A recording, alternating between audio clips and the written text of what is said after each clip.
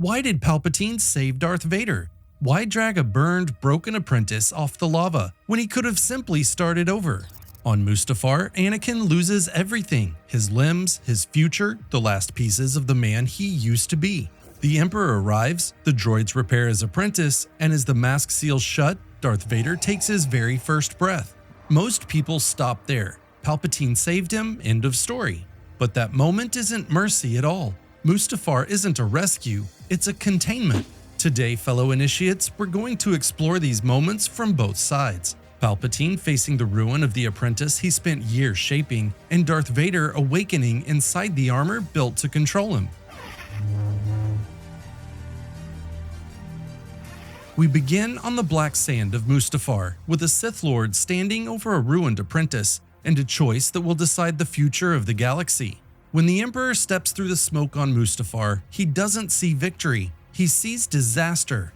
In the rise of Darth Vader, Palpatine is furious at the sight of Anakin's ruined body. This wasn't the apprentice he designed, this wasn't the future he planned.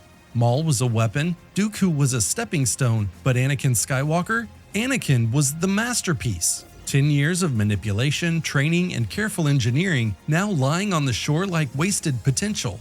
Sidious doesn't rush to him out of compassion. He rushes because his entire long game is suddenly on fire. The hidden war with the Jedi, the political takeover, the slow corruption of the Chosen One, all of it was built on one assumption: that Anakin Skywalker would stand at his side, whole, unstoppable, and his. And now the Chosen One can't even stand. To Palpatine, this isn't a fallen apprentice, it's a failed investment. But while the Emperor stares at a broken project, Vader sees nothing at all. Burning, broken, sinking into ash, he reaches for the Force and finds silence. No righteous fury, no dark power, just a void where Anakin Skywalker used to be. The hero, the friend, the Jedi, whatever he was before Mustafar, it feels gone. When he sees Palpatine's silhouette appear through the smoke, there's no relief, only dread. Because even half-conscious, he understands something. The Emperor isn't looking at a partner, he's looking at a ruined asset.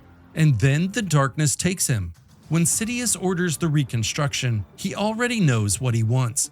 He doesn't want Anakin restored, he wants Vader redesigned. Stronger? No. More powerful? No. More controllable? Yes. The suit is not a gift, it's a limit, a cage. Slower movements, restricted reach, breath that only exists because the machinery allows it. A Jedi Messiah turned into a Sith life support system. Sidious revives him because he refuses to lose the Chosen One, and he refuses to share him with anyone, not the Jedi, not the Force, not even Anakin himself. So he builds a body that always needs him. When Vader awakens, he meets a new kind of fire: restriction. He tries to breathe and hears metal. He tries to move and feels weight that isn't his own. He reaches for the Force and feels it warped and filtered, like the galaxy itself is now on the other side of glass. In the rise of Darth Vader, the truth hits him. This suit isn't designed to unleash him, it's designed to restrain him, to keep him alive on Sidious's terms. Standing for the first time, Vader understands Sidious didn't rebuild him to restore what Anakin lost. He rebuilt him to control what survived. Palpatine knows something simple and terrifying. A whole Anakin Skywalker might one day challenge him. A whole Anakin might outgrow him. A whole Anakin might leave.